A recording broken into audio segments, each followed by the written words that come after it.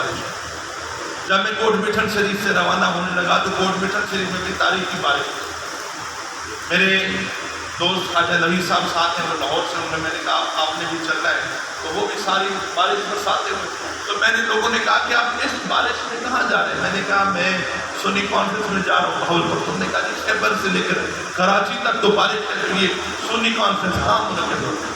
मैंने कहा हजूर के गुलाम ऐसे भी तो हैं, हजूर के आशिकीन ऐसे भी तो हैं, हजूर के खादमीन मुशाकान जो आशिकीन होते हैं उनको ना बारिश नजर आती है, जहाँ उनको मौसम रोक सकता है, ना उनको आंधियां रोक सकती हैं, ना उनको तूफान रोक सकते हैं।